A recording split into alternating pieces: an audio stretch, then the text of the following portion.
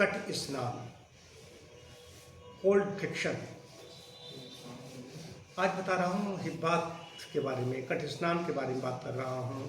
इसको कमर स्नान भी कहा जाता है, कट स्नान कहा जाता है। लुई कोने ने इसको कोल्ड फ्रिक्शन कहा। हिब्बात, कट स्नान, घर्षण स्नान कहा गया। इसमें कोने, लुई कोने ने इसका आविष्कारक हैं और फादर प्राइट ने साइंटिफिकली इसका आविष्कार किया, साइंटिफिकली बताया, वैज्ञानिक ढंग से बताया। और जस्ट उधर हैं जो एडोल्फ जस्ट हैं, वो कह रहे हैं रोगों का उत्पत्ति केंद्र पेड़ू है। पेड़ू में अगर गर्मी है, उसको गर्मी को हम बाहर नहीं निकालेंगे तो रोगों का अंत नहीं होगा, रोग का अंत नहीं होगा। उधर जनेंद्रिय को भी उन्होंने माना, वहाँ पर सारी जो नर्व्स हैं, एंडिंग्स होती वहाँ पर होती हैं। तो जब कोल्ड फ्रिक्शन हम लेते हैं, हिब्बात लेते हैं, कट स्नान, कमर स्नान हम लेते हैं, तो इसके लिए तो विशेष प्रकार के टब आते हैं, बड़े बड़े महंगे टब आते हैं। लेकिन मैं सामान्य बता रहा हूँ, जो सामान्य टब अपने घरों में होते हैं, थोड़ा बड़ा टब ले लीजिए, उस पर बैठ करके एक लेना है, 10 मिनट तक लेना है, 5 से 10 मिनट पर्याप्त है। फिर उस पर बच्चों के लिए कितना है, बड़ों के लिए कितना है, ये है रोग की अवस्था में क्या है। लेकिन यहाँ पर स्वास्थ्य रक्षा के लिए भी है, इम्यूनिटी बढ़ाने के लिए भी है।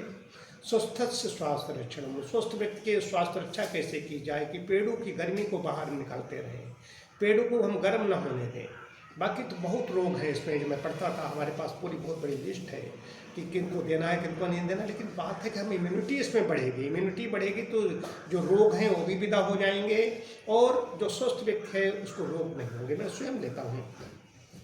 पेड़ों की गर्मी, पेड़ों को कैसे ठंडा किया जाए, इसके लिए है कोल्ड फ्रिक्शन। ये हिब्बा, ताज़ा पानी इसमें लीजिए। वैसे गर्मियों का अलग है, जाड़े दिनों का अलग है। जाड़े दिनों को मना भी कर दिया जाता है, लेकिन जो योग चिकित्सक हैं अपने अनुभव के आधार पर जाड़े दिनों में भी देते हैं। तो कोल्ड फ्रिक्शन के बारे में, हिब्बात के बारे में, कट स्नान के बारे में मैं जो बता रहा हूँ, एक सामान्य टब लिया, सामान्य टब को आधा भर लिया। पानी इतना ज़्यादा बैठने पर होना चाहिए, नाक तक पहुँच जाना चाहिए, नाक से थोड़ा ऊपर भी पहुंच सकता है। तो ये खुरदरा तौलिया, कोई रुमाल जैसा कुछ ऐसा हो जिससे क्लॉक वाइज रगड़ना है। एक वीडियो आप देखेंगे, इसमें क्लॉक वाइज जैसा रगड़ना है। ये शुरू करें, इस समय अगर शुरू करते हैं अप्रैल से सितंबर तक, तो 10 मिनट डायरेक्ट ले सकते हैं। यदि उधर और जल्दी जाड़े के दिनों में हो तो जाड़े के दिनों में तो पहली बात तो जो प्राकृतिक चिकित्सक है उसकी सलाह लेकर के ही करना है। लेकिन अप्रैल से सितंबर तक कोई भी व्यक्ति कर सकता है और 10 मिनट कम से कम लेना है। और एक हफ्ते बाद 10 से बढ़ा करके 10 से 15 मिनट कर सकते हैं, 20 मिनट कर सकते हैं। बच्चे अगर ले रहे हैं तो बच्चों के लिए 1 से 3 मिनट का पर्याप्त है, 1 से 3 मिनट पर्याप्त हैं। और जिसका किशोर वय में है, तो किशोर वय के बच्चे हैं जो 10-12 साल से लेकर के उधर 17-18 साल तक के लिए, उनके लिए 5-7 मिनट पर्याप्त है। अगर टाइम बढ़ाना भी हो तो 1-2 मिनट हफ्ते में बढ़ाना चाहिए। इसमें तो क्या करते हैं, जब एक्शन रिएक्शन का सिद्धांत है नेचुरोपैथी में, जब बैठते हैं उसमें टब में, तो टब में बैठ करके जब क्लॉक वाइज रगड़ते हैं, जंघाएं भी उसमें आगे डूबी रहती हैं, पैर बाहर रहते हैं। विशेष बात यह है, इसमें दाहिना हाथ जब ऐसे करेंगे तो ये तो भीगेगा पानी में, लेकिन बाकी नए हाथ, सिर, छाती, सीना, ये घुटने, पैर, ये सब सूखे रहेंगे। अगर कहीं कोई अंग गीला हो जाता है या पहले से भीगा है तो उसका लाभ उतना नहीं मिलेगा। कट स्नान के लिए ठीक तरीके से लाभ मिले, कट स्नान का ठीक लाभ मिले, इसके लिए सिर्फ कट, कमर और जंघाएं, तो उनको बाद में रगड़ना है। इतना भी ज़्यादा नहीं खुरदरा या इतना कस के नहीं रगड़ना है, उससे बाल और खाल प्रभावित हो जाए, ऐसा भी नहीं करना है। तो इससे ठंडा होगा शरीर। अब इसके बाद में क्या करना है कि व्यायाम करें, व्यायाम करके शरीर को गर्म कर दें। मैं तो योगासन कर लेता हूँ, शाम को क्यों लेता हूँ, सुबह पेट की पट्टी डालता हूँ, शाम को एक कट स्नान लेता हूँ, और बाद में योगासन करता हूँ। तो योगासन करने से शरीर गर्म हो जाता है। और इसके और भी कुछ नियम हैं, आधा घंटे तक कुछ खाना पीना नहीं है, उसके 1-1.5 घंटे तक फिर दोबारा स्नान नहीं करना है, ये तो करना ही करना है। तो बाकी जितने भी महिलाओं पुरुषों के रोग हैं वो लोग इसमें ले सकते हैं। मासिक धर्म संबंधित है, ये प्रदर संबंधी रोग हैं, चाहे श्वेत प्रदर हो, रक्त प्रदर हो, जिसे निकुरिया कहते हैं, बहुत महिलाएं इससे जूझ रही हैं।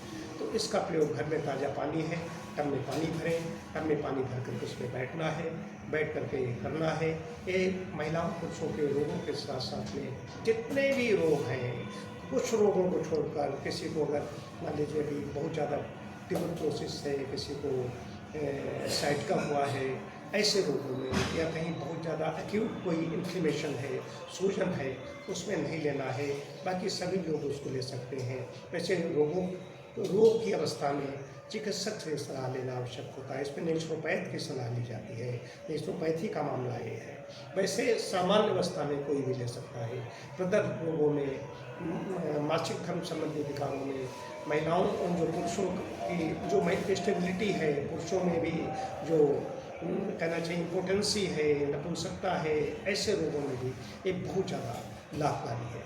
इसके साथ साथ में और जो पाचन तंत्र के रोगों में कब्ज है, गैस्ट्राइटिस है, जितने भी अल्सर हैं, कोलाइटिस है, सब में लाभकारी है। कटिस्थान में से और भी कटिस्थान कई तरीके से लिए जाते हैं, तो कोल्ड फ्रिक्शन की बात कर रहा हूँ। कटिस्थान न्यूट्रल भी बात होता है, जो समशीतोष्ण जल होता है। जैसे जाड़े दिनों लेना है तो ज़्यादा पानी टेम्परेचर उसमें पता चला जो ठंडा हो गया है तो उसमें हमें ठंड ज़्यादा लगेगी, तो समशीतोष्ण भी दिया जाता है। और गर्म ठंडा कटिस्थान भी दिया जाता है। हॉट एंड कोल्ड एक बात कहा जाता है, उसमें तीन एक का फार्मूला होता है। कमर दर्द है, कई ऐसे रोगों में दिया जाता है। या जाड़े के दिन जब आ गए हैं तो कोल्ड फ्रिक्शन न दे करके गर्म ठंड हॉट एंड कोल्ड एक बात देते हैं, उस पर कभी फिर बताऊंगा।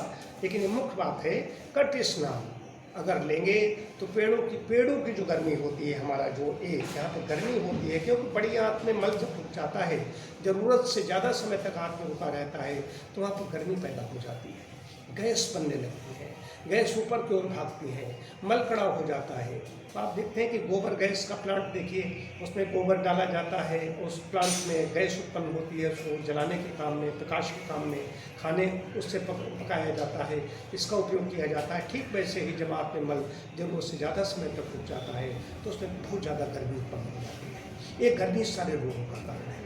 यही बात इस गर्मी को समाप्त कर देता है। अब आगे जितने ओबेसिटी है, स्थूलता है, मोटापा है, इन सब लोगों में इतना अच्छा है, इसको लेकर के आधा घंटे तेजी गति से टहलें या कोई व्यायाम करें। कमज़ोर या दुर्बल कोई व्यक्ति है, वो अशक्त हो गया है, तो उसके लिए अगर नहीं ज़्यादा चल फिर सकता है, ज़्यादा व्यायाम नहीं कर सकता, तो भी उसके लिए कहा गया है कंबल ओढ़ करके लेटना है, क्योंकि उससे ठंडा हो जाएगा शरीर। पेड़ों में ठंडक पहुँचते पूरा शरीर ठंडा हो जाता है, तो इसलिए उसको भी शरीर को पुनः गर्म कर लेना चाहिए।